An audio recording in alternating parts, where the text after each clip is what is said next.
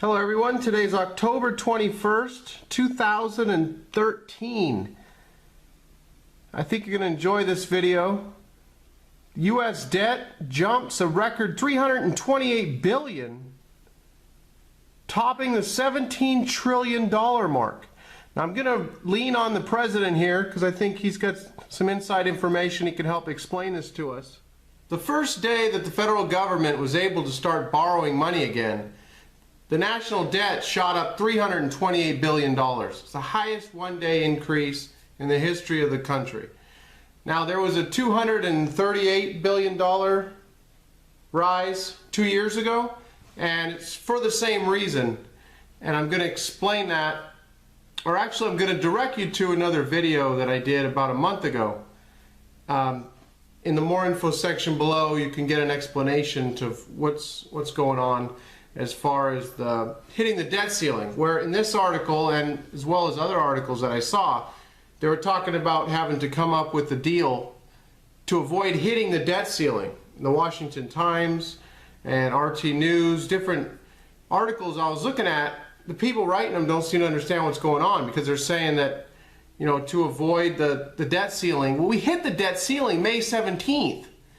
So that's what this is. This is all the money that was borrowed. I did a video about the clock being stuck at $16.9 trillion. The clock was stuck because they weren't reporting the increase, the borrowing, because they stopped borrowing according to treasurydirect.gov.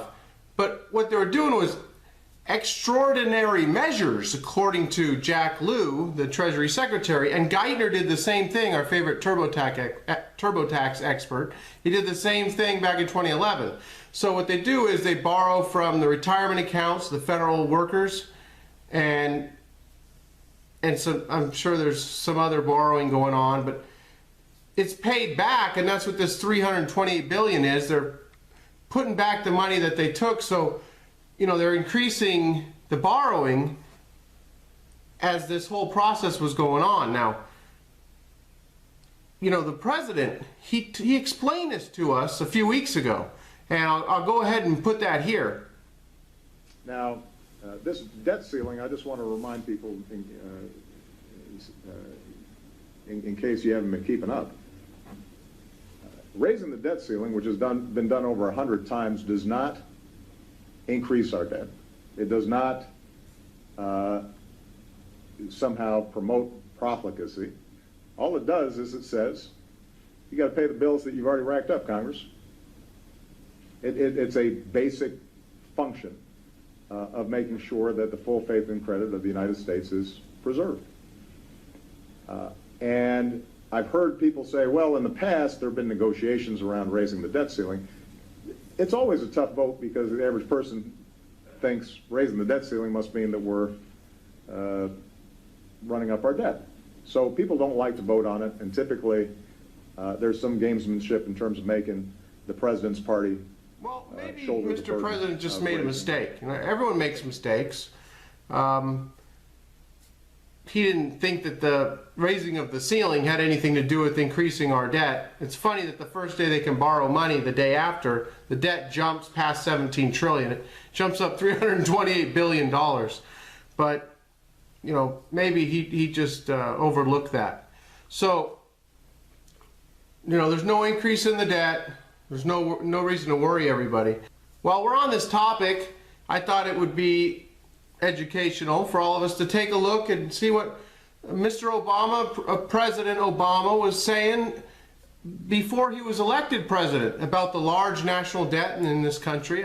I thought we could take a look at that here. The problem is that the way Bush has done it over the last 8 years is to take out a credit card from the Bank of China in the name of our children, driving up our national debt from $5 trillion for the first 42 presidents.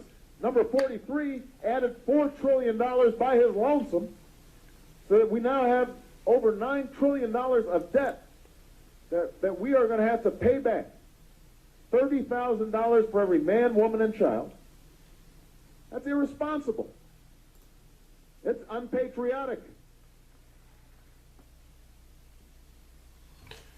So I'm going to have two links below. I'm going to have a link to the video I did about what the Treasury Secretary was doing and how the debt had just stopped on May 17th, and they weren't even saying that. Basically, they were just cooking the books for a few months until we could get this debt ceiling raised. But what's different this time around is the deal that they have is going to keep us out of trouble till February 7th. There is no ceiling.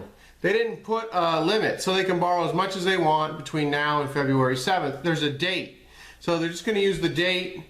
We can borrow as much as we want until that date, rather than setting a ceiling. Whatever. This is all just theater. It's all ridiculous. I know that, but it's incredible that how many people don't even know that we're in this situation, and there's really no way out of the situation. It's just going to keep getting worse, and we are eventually going to default under the weight of the debt. Interest rates shooting up will just destroy everything, but that's yet to be seen. So anyhow, one last thing I failed to mention. I have a video that I did when the national debt hit 16 trillion. I had a friend at work asking me, who all that money's owed to. So I did some research and broke it all down.